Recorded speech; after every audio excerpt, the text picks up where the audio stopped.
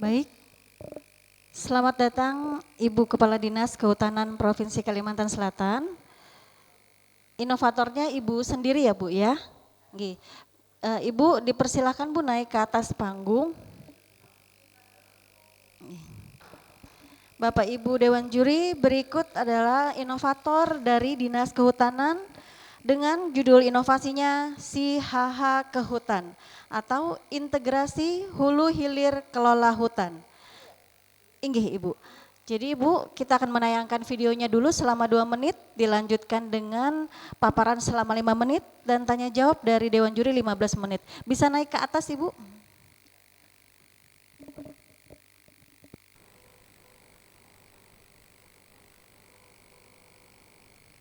Sektor kehutanan, mulai dari keterbatasan bahan baku lokal, rendahnya produktivitas perhutanan sosial, hingga belum terintegrasinya sistem dari hulu ke hilir. Industri pengolahan kayu di Kalimantan Selatan masih bergantung pada pasokan luar daerah.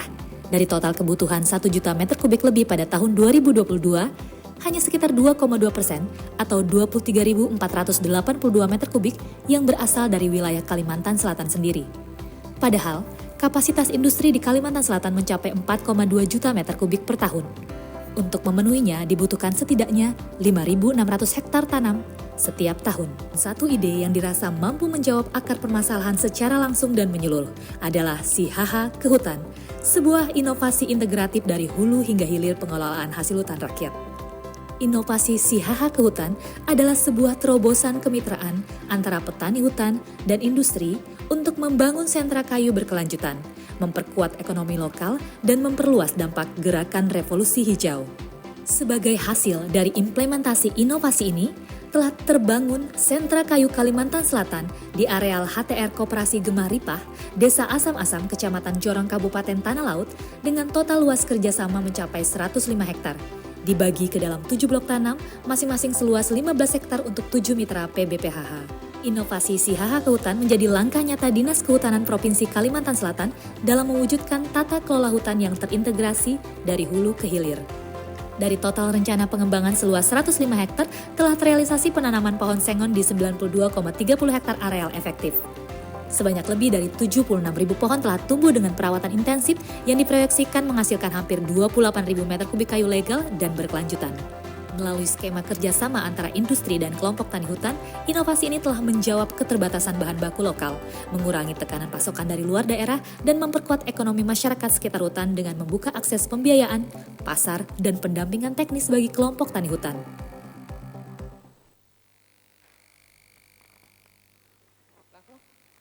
Terima kasih, izin Pak Dewan Juri dari Berida. Izin menyampaikan bahwa Si HH Kehutan, saya izin menyampaikan tentang inovasi. Si HH Kehutan adalah integrasi hulu hilir kelola hutan. Jadi ini merupakan satu rangkaian. Jadi kita revolusi hijau itu menanam sebanyak lebih dari 10.000 per tahunnya. Kemudian dilanjutkan kemarin dengan inovasi Si Foresca yang menyajikan tentang produk hasil hutan dan hasil hutan bukan kayu, ditambah dengan inovasi yang terakhir itu adalah Train Foreste. Jadi kita bagaimana mengedukasi masyarakat di lahan persemaian yang kita punya. Jadi Si HH Kehutan merupakan rangkaian dari keseluruhan. Kita punya PLA yang dibangun oleh Kementerian Kehutanan, kemudian ada industri dan saat ini sedang mengalami kekurangan pasokan bahan baku. Dari situlah inovasi itu muncul.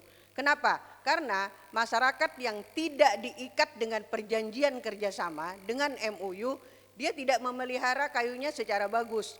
Nah sehingga dengan adanya pola kerjasama itu kita harapkan mereka yakin bahwa apa yang mereka tanam dengan program revolusi hijau, mereka punya kemana tujuannya, mereka akan jual kemana, mereka dapat apa. Itulah konsep dari Si HH Kehutan.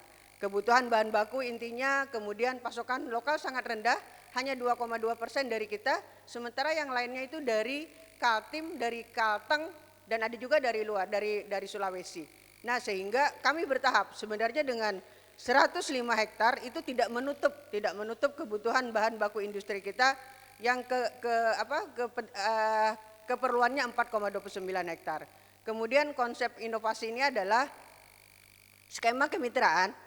Karena kita punya perhutanan sosial dengan skema hutan kemasyarakatan, kemudian hutan tanaman rakyat, kemudian hutan desa, dan beberapa skema lainnya. Sementara HTR kita punya 19, hanya 2 yang operasional, rata-rata dengan luasan 500 hektar. Sekarang operasional hanya 2, ini Gemah Ripah dan satunya yang disupport oleh Borneo Indobara. Kemudian blok tanamnya, kenapa di blok tanam dibagi 15 hektar per BBPH untuk memudahkan pada saat dilakukan monitoring dan evaluasi. Kemudian skema bagi hasil 50-50 karena semua permodalan itu dari industri. HTR hanya menyediakan lokasi dan dia akan dapat upah dari sana. Nah, kemudian rantai pasok hulu dan hilir. Selanjutnya tujuan inovasi ini adalah rangkaiannya. Total areal itu ada 105 hektar yang efektif, sebenarnya dia punya 500 hektar. Tapi efektifnya 105 hektar karena yang lainnya mereka gunakan untuk kegiatan lainnya. Karena hutan tanaman rakyat yang merupakan skema hutan sosial yang diberikan oleh Kementerian Kehutanan dengan 35 tahun jangka waktu izinnya, baru ini yang efektif 100, yang 5 hektar lainnya digunakan untuk kegiatan lain. Lokasinya di Desa Asam-Asam, Tanah Laut. Kemudian peran Dinas Kehutanan adalah fasilitator, karena industri juga di bawah binaan kita, sehingga diperlukan untuk MOU-nya antara HTR dengan industri difasilitasi oleh Dinas Kehutanan. Skemanya adalah kerjasama sentra kayu. Kenapa kami perlu sentra kayu? Karena kita sampai saat ini belum punya area yang kompak untuk sebagai bahan baku industri. Mitra yang terlibat ada 7 PBPHH, perizinan berusaha pengolahan hasil hutan. Kemudian pembagian bloknya total 7 blok, masing-masing blok dibagi 15 dan setiap PBPH mengelola 1 blok. Skema kemitraan ini sangat menguntungkan bagi masyarakat. Kenapa? Karena PBPH memberikan dana talangan, jadi nggak pakai bunga dan lain sebagainya, hanya dikasih duit untuk dikelola. Kemudian koperasi yang bertanggung jawab, HTR-nya melalui koperasi. Kemudian bagi hasilnya 50-50 setelah dikurangi dari operasional. Kemudian kuasa jualnya tetap berada pada pihak perhutanan sosial. Jadi yang HTR itu akan menjual langsung kepada industrinya. Jadi skemanya di situ letaknya. Kemudian prioritas penjualan PBPH menjadi mitra, harga jualnya mengacu pada harga pasar saat panen berlangsung. Jadi tidak ada yang dirugikan di sini. Kemudian dia skemanya, kenapa kami jadikan ini sebagai inovasi? Karena kemitraannya inklusif, jadi ada berbagai pihak yang terlibat di situ, efisien dan transparan. Sangat transparan, tidak ada yang ditutup dan lain sebagainya. Skema pembiayaan ramah petani tanpa beban bunga, tidak ada bunga sama sekali. Pertama di Indonesia, karena model bisnis inklusif berbasis hutan sosial, potensi direplikasi di daerah lain. Waktu telah habis. Waktu telah habis. Waktu telah habis. Waktu telah habis. Ya. Makasih. Baik, terima kasih Ibu. Kita lanjutkan sesi tanya jawab Dewan Juri. Untuk pertanyaan pertama. Next aja jadinya. Ya, silakan. Ya. Untuk pertanyaan pertama dipersilahkan Pak Muhammad Yusuf dari Kementerian Pan-RB. Silakan Pak. Baik, terima kasih Ibu. Pertama tentunya selamat ya Bu ya, sudah masuk ke top 10-nya nih di kegiatan ini. Siap. Yang kedua juga ini menarik ya Bu, inovasi yang dikembangkan, bagaimana terus kemudian memberdayakan masyarakat ya Bu ya, terkait dengan pemberdayaan hutan ini. Nah yang ketiga Bu, yang menarik buat saya, ini di sini ada dana talangan tadi yang seperti Ibu bilang ya. Dana talangan bagi istilahnya tadi apa Ibu? PA dari PBPHH ke Koperasi Gemah Ripah. Ah itu Bu, Ya. itu kan juga 0% Ya. tanpa bunga. Ya. Nah ini apakah ya Bu ya sudah dihitung terkait dengan manajemen risiko Bu? Karena kan ada aja kemungkinan tidak kembali dana yang sudah disalurkan tadi, dan gimana membangun faktor trust-nya nih Bu? Trust terutama ke penyedia dana tadi. Siap. Karena tadi gak ada bunga nih masalahnya. Nggak bunga. Nah keuntungan mereka kan di mana pasti jadi mikir-mikir juga ketika mau menyalurkan dana. Siap. Satu lagi Bu, terkait dengan peran Dinas Kehutanan di sini. Di satu sisi Ibu selaku pengawas, di satu sisi seperti di sini ditulis sebagai fasilitator. Ya, Nah ini gimana membagi tugasnya tadi antara pengawas dengan fasilitator? Karena Ibu mengawasi apa yang Ibu laksanakan nih sebagai fasilitatornya tadi. Betul. Itu aja Bu, terima kasih. Nggih, izin Pak. menjawab dana talangan. Sebenarnya bukan dana talangan sih Pak, sebenarnya itu karena pada posisi dia sebagai industri, kita kan ada punya 10 industri di atas kapasitas 6.000 meter kubik per tahun, ada 10 industri di kita. Yang sekarang berperan ada 7 karena yang lain terlalu jauh sehingga hanya wilayah Banjarmasin dan Tanah Laut yang memungkinkan untuk kerjasama. Kenapa itu dilakukan? Karena pada posisi industri kekurangan bahan baku, itu sebenarnya posisi awalnya. Dia tidak, kalau hanya mengandalkan hutan alam, Kaltim, hutan alam itu kan alami, tidak ditanam. Sehingga kami beranggapan, kami orang forester, yakin bahwa itu akan habis. Sementara untuk menjadikan meranti itu digunakan sebagai bahan baku, itu 35 tahun paling sedikit waktunya. Nah, dari posisi itu, daripada industrinya dia akan kolab karena tidak punya bahan baku industri, dia bekerja sama dengan kita. Disitulah peran kami sebagai fasilitator Pak izin. Jadi kita karena industri itu di bawah binaan dari Dinas Kehutanan, sementara HKM, kemudian hutan desa, hutan tanaman rakyat, skema perhutanan sosial itu juga di bawah Dinas Kehutanan. Itu yang dikeluarkan oleh Kementerian Kehutanan, tapi pembinanya di lapangan itu Dinas Kehutanan. Nah, pada posisi itulah karena HTR yang 19 itu operasionalnya juga kekurangan modal, sehingga kami memfasilitasi untuk menjembatani antara industri yang kekurangan bahan baku dengan HTR yang bibitnya bisa disuplai oleh Kementerian Kehutanan. Jadi bibitnya juga gratis Pak dari Kementerian Kehutanan yang melalui persemaian Lianganggang yang ada di Lianganggang. Nah jadi ada 3 skema ini Pak, industri, persemaian Lianganggang, dan hutan kemasyarakatan. Fungsi kami sebagai pengawas bagaimana menimbulkan kepercayaan seperti Bapak tadi. Dana itu Pak dikeluarkan berdasarkan apa yang dari Kementerian Kehutanan itu hitungan-hitungan per hektar itulah. Apa namanya? Saya lupa anunya. Jadi itu per hektar itu sudah ada Pak hitung-hitungannya per hektar dari Kementerian Kehutanan. Kemudian dari pengolahan lahan, kemudian daripada saat dia membuat lubang sampai pada saat pemasangan ajir dan penanaman. Itu sudah ada skema pendanaan dari Kementerian Kehutanan. Kita pakai itu. Jadi artinya tidak mengada-ada karena sudah ada SK-nya dari Kementerian Kehutanan. Nah, dari situ kita akan lihat presentasinya seperti apa. Di awal kita tanam tidak langsung 105 hektar, Pak. Kita tanam per blok, kita tanam dulu lihat. Jadi pada saat itu sudah keberhasilannya bisa dilihat, baru dia bayar. Jadi di awal pembayaran itu hanya untuk pengolahan lahan, untuk pembuatan lubang, pengajiran. Kemudian bibit di drop. Setelah itu selesai ditanam, kelihatan keberhasilannya, baru berikutnya termin berikutnya baru dibayar. Jadi di situ proses bagaimana kepercayaan dari industri terhadap dana yang mereka keluarkan. Dari lahan kosong loh ini Pak, dari lahan kosong clear sekarang pada posisi 105 hektar dan terrealisasi 87 hektar yang sudah tumbuh. Sudah mendekati 20 diameter 20. Ya, demikian Pak. Baik, terima kasih Pak Yusuf. Selanjutnya pertanyaan dari Pak Jerry dari BSKDN Kemendagri. Oh siap.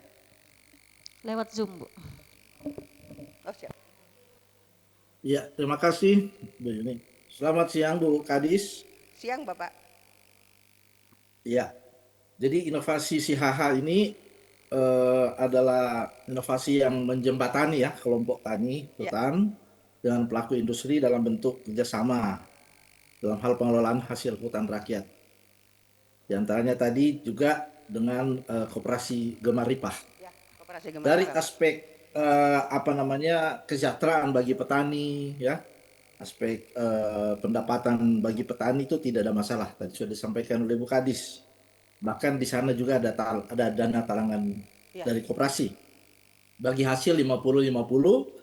Kemudian apabila panen itu berlaku harga pasar dan tidak ada yang dirugikan. Saya cuma hanya mau menanyakan satu hal aja Bu. Ini kan selalu ada pendampingan teknis yang diberikan kepada petani.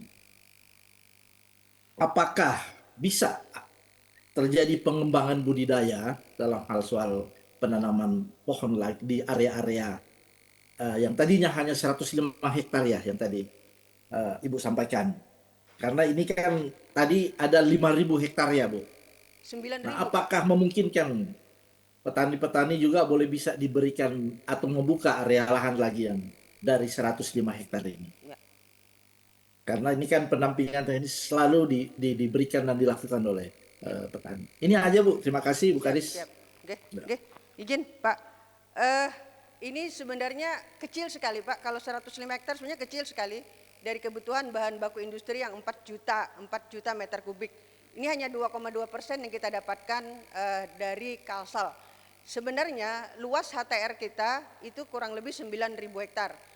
Cuman yang efektifnya ada 19 izin Pak, yang efektifnya baru dua saat ini yang operasional. Satu dibantu oleh industri, yang kedua dibantu oleh Borneo Indobara PPKH. Nah sekarang kami lagi mengajukan ke Kementerian Kehutanan agar HTR itu bisa sebagai lokasi rehabilitasi das PPKH, sebagai kewajiban mereka menanam 1:1. Karena Kalsel dengan program revolusi hijaunya Pak, dengan Perda nomor 7 tahun 2018, kita mewajibkan semua orang untuk menanam. Jadi kami Dinas Kehutanan sebagai fasilitator, sebagai pembina caranya gimana sebagai tutupan lahan kita meningkat, kita berupaya semaksimal mungkin Pak. Jadi selain dari HTR, HKM, juga kami lakukan untuk dilakukan penanaman. Dari manapun Pak. Selain dibantu oleh industri, saat ini juga kami membangun kerjasama dengan PT Freeport dan sudah nanam mangrove kurang lebih 105 hektar. Kemudian ada juga yang dibantu melalui PLN, CSR dari pihak ketiga kami upayakan untuk bisa melakukan penanaman di daerah potensial yang sudah kami petakan sebanyak 5 tahun ke depan. Demikian Pak. Ya, Sudah. terima kasih Bu Siap, Kadis. siap Bapak. Baik, terima kasih Pak Jerry. Selanjutnya pertanyaan dari Prof. Basuki dari Uniska. Oh, siap. Selamat Bu Kadis ya.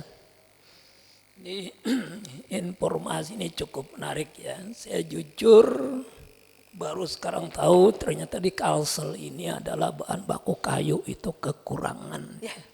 Nah ini cukup apa ya? Cukup memprihatinkan juga. Ya, betul, Pak. Kita dulu kan daerah yang menghasilkan kayu. Ya.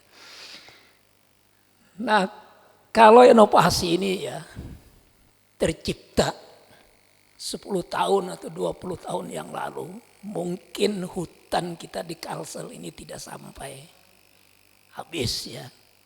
Nah, jadi saya ini yang cukup menariknya begini Bu, kita kan ya kekurangan, lalu kita menyediakan, ya kan. Nah untuk memenuhi perusahaan-perusahaan ya. Nah yang menjadi keprihatinan saya begini, apakah kita bisa gitu ya dengan kayu ini ya menjadikan nilai tambah tidak hanya sebagai pemasok ke perusahaan-perusahaan. Nah saya jadi teringat gitu ya, saya baca satu buku dalam manajemen keuangan internasional. Lalu kita ini masih terjajah dari sisi ekonomi, imperialisme atau neo-imperialisme,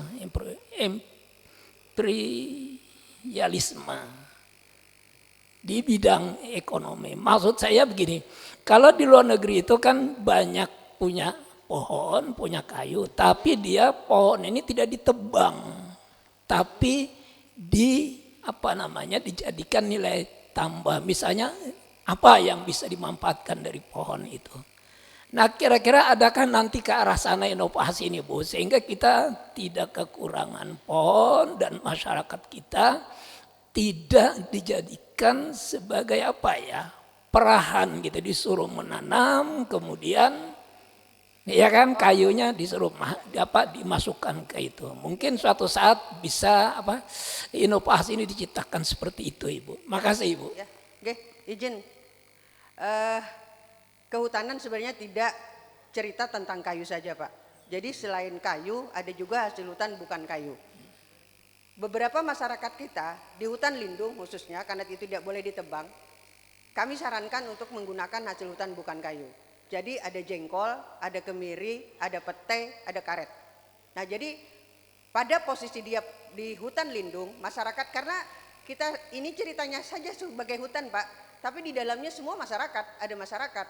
Sehingga kepada masyarakat dengan bibit yang gratis yang kita sediakan mulai tahun 2017, itu kita arahkan untuk menanam hasil hutan bukan kayu.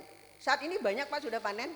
Jadi petai itu sudah panen, jengkol sudah panen saat ini. Kalau kemiri sudah dijual keluar Kalsel dari tanah laut. Nah kemudian jengkol juga sudah dijual saat ini.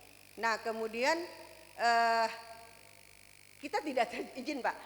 Gini Pak, jadi pada lokasi 105 hektar sebenarnya kita tidak membolehkan itu ditebang secara keseluruhan. Kita pada skema tebang pilih, artinya rotasi. Misalnya dia, kalau masyarakat tidak dalam skala yang luas, kita sarankan 6 hektar.